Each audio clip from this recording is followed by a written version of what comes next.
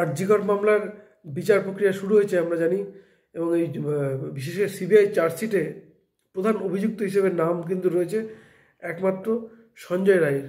এবং তারপরেই আমরা দেখেছি যে ইতিমধ্যে কিন্তু সাক্ষ্য গ্রহণ শুরু হয়েছে। চিকিৎসক থেকে শুরু করে সিবিআই কর্তা, জুনিয়র ডাক্তার সহ নিরাপত্তারক্ষী অনেকেরই কিন্তু, এবং পরিবার লোকজন অনেকেরই কিন্তু সাক্ষ্য গ্রহণ হয়েছে। এবং যেটা জানা যাচ্ছে যে 51 জনের সাক্ষ্য গ্রহণ করা হবে, এবং ইতিমধ্যে প্রায় 30-এর বেশি সংখ্যক বিভিন্ন মানুষের সাক্ষ্য গ্রহণ কিন্তু হয়ে গেছে। কিন্তু সবচেয়ে গুরুত্বপূর্ণ, এই আরজিকর মামলায় কিন্তু নতুন করে বিপাকে পড়তে চলেছে রাজ্য সরকার। কেন বলছি, সব কিছু আলোচনা করবো আজকের এই ভিডিওতে। নমস্কার, আমি সত্যজিৎ পাল।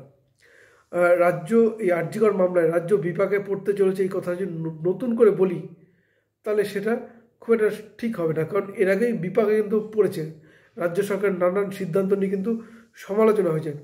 বিশেষ করে এই কাণ্ডের পর তদন্তের নির্দেশ দেওয়া হয়েছিল কলকাতা পুলিশকে, এবং কলকাতা পুলিশ তদন্তে নেমে তাদের বিরুদ্ধে যে এভিডেন্স ট্যাম্পারিংয়ের যে অভিযোগগুলো আসছিল, এছাড়া আমরা রাত দখল অভিযানে আমরা দেখেছি যে আরজিকর হসপিটালে যে ভাঙচুর, এবং তারপরে বিনীত গোয়েলের সেখানে যাওয়া এবং তার যে স্টেটমেন্ট দেওয়া, ফলে সব কিছু একটা প্রশ্ন ছিলই যে পুলিশ যদি এই পরে না এসে বা বিনীত গোয়েলরা টিম আগে না এসে একটু সক্রিয় হলেই এতটা ভাঙচুর হতো না, এতটা ক্ষয়ক্ষতি হতো না। ফলে একটা ধোঁয়াশা কিন্তু ছিল। এছাড়া সন্দীপ ঘোষ তিনি যখন আরজিকর হসপিটালের প্রিন্সিপাল পদ থেকে ইস্তফা দেন, তারপরেই তাকে ন্যাশনাল মেডিকেলে নিয়োগপত্র দেওয়া হয়, এবং এখানে একটা প্রশ্ন যে প্রাইস পোস্টিংটা কেন পেলেন। ফলে রাজ্য সরকারের একটা ভূমিকা নিয়ে প্রশ্ন ছিল। এছাড়া এই আরজিকর মামলা যখন সিবিআই তদন্তের নির্দেশ দেয় কলকাতা হাইকোর্ট, তারপরে আমরা দেখেছিলাম রাজ্য সরকার কিন্তু এই দুর্নীতি নিয়ে কিন্তু কলকাতা পুলিশকে নির্দেশ দেয়। পরবর্তীতে এই তদন্ত ভারও কিন্তু চলে যায় সিবিআইয়ের হাতে। ফলে নতুন করে আরও একবার বিপাকে পড়তে চলেছে। কেন বলছি কথা, কারণ সিবিআই যে চার্জশিটটা পেশ করেছে সেখানে নাম কিন্তু রয়েছে সঞ্জয় রায়ের, এবং আরও যাদের গ্রেপ্তার করা হয়েছে, বিশেষ করে টালা থানার ওসি অভিজিৎ মণ্ডল, এবং গ্রেপ্তার করা হয়েছে সন্দীপ ঘোষ, প্রাক্তন প্রিন্সিপাল আরজিকর হসপিটালে। এবং সিবিআই রীতিমতো সুপ্রিম কোর্টে জানিয়েছে যে সন্দীপ ঘোষ এবং অভিজিৎ মণ্ডলের বিরুদ্ধে আইনি প্রক্রিয়া শুরুর জন্য যে রাজ্যের যে ছাড়পত্র প্রয়োজন, রাজ্য সরকার কিন্তু সেই ছাড়পত্র এখনও দেয়নি।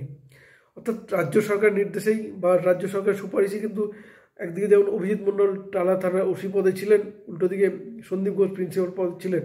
ফলে এই দুই ব্যক্তিকে বা এই দুই প্রভাবশালী বা এই দুই গুরুত্বপূর্ণ পয়সা মানুষের ক্ষেত্রে বিচার প্রক্রিয়া শুরু করতে গেলে রাজ্য সরকার তার সম্মতির প্রয়োজন, তা কিন্তু পায়নি সিবিআই, এমনটাই কিন্তু জানিয়েছে। যদিও রাজ্য সরকার পক্ষ থেকে বলা হয়েছে যে এরকম কোনো আবেদন কিন্তু তাদের কাছে আসেনি। ফলে স্বাভাবিকভাবেই এটা একটা প্রশ্ন যে সিবিআই কি আদৌ আবেদনটা করেছে, নাকি আবেদন করলেও রাজ্য সরকার আবেদনে সাড়া দেয়নি, এটা একটা প্রশ্ন থাকবে। উল্টো দিকে আমরা যদি দেখি আগামী পাশাপাশি যে বিষয়গুলো ছিল যে আরজিকর হসপিটালে জুনিয়র চিকিৎসক খুন এবং ধর্ষণের, এবং যদি রাজ্য সরকার যদি এখানে যদি তার বিচার প্রক্রিয়া শুরুর অনুমতি না দেয়, তাহলে বিচারে অনেকটা ব্যাঘাত ঘটবে। তার কারণ আমরা জানি ইতিমধ্যে কিন্তু মুখ খুলেছে সঞ্জয় রায়, তিনি রাজ্য সরকারের বিরুদ্ধে মুখ খুলেছেন, কলকাতা পুলিশের বিরুদ্ধে মুখ খুলেছেন। ফলে স্বাভাবিকভাবেই যে বিচার প্রক্রিয়া শুরুর ক্ষেত্রে যদি আইনি রাজ্য সরকারের সুপারিশটা না হয়, তাহলে বিনীত গোয়েলদের ক্ষেত্রে বা অভিজিৎ মণ্ডলের ক্ষেত্রে কোনো পদক্ষেপই নিতে পারছে না সিবিআই। কিন্তু যেটা অনুমান করা হচ্ছে যে সিবিআই পরবর্তীতে সাপ্লিমেন্টারি চার্জশিট পেশ করতে চলেছে, তাতে কিন্তু নাম থাকতে পারে, এই থাকার যথেষ্ট সম্ভাবনা আছে অভিজিৎ মণ্ডল এবং সন্দীপ ঘোষের। এবং আরও যেটা সবচেয়ে গুরুত্বপূর্ণ, যে এই মামলা যে ইতিমধ্যে কিন্তু যথেষ্ট গুরুত্বর সঙ্গে দেখছে সিবিআই, তার কারণ সাক্ষ্য গ্রহণটা অত্যন্ত দ্রুত গতিতে চলছে। তার কারণ আমরা জানি সিবিআই কর্তা থেকে ফরেন্সিক টিম, জুনিয়র চিকিৎসক পরিবারের লোকজন, নিরাপত্তা রক্ষী, পোস্টমর্টেম করা আধিকারিকরা এবং টালা থানার আরও বেশ কয়েকজন পুলিশ কর্মীর কিন্তু সাক্ষ্য গ্রহণ হয়ে গেছে। ফলে এইখানে যদি বিচার প্রক্রিয়া শুরুর ক্ষেত্রে কিন্তু এই সন্দীপ ঘোষ এবং অভিজিৎ মণ্ডল অত্যন্ত গুরুত্বপূর্ণ একটা পার্ট বলা যেতে পারে। তার কারণ অভিজিৎ মণ্ডল টালা থানার ওসি, তিনি একটা এভিডেন্স ট্যাম্পারিং ক্ষেত্রে মারাত্মক ভূমিকা পালন করেছেন, এবং অভিজিৎ মণ্ডলের ভূমিকা নিয়ে তো প্রশ্ন আগে থেকে ছিল স্বাভাবিকভাবেই। উল্টো দিকে যদি দেখি সন্দীপ ঘোষ, বিশেষ করে আরজিকর হসপিটাল থেকে তার পরিবারে কেন ভুল ইনফরমেশান দেওয়া হলো যে তার মেয়ে অসুস্থ, মেয়ে আত্মহত্যা করেছে।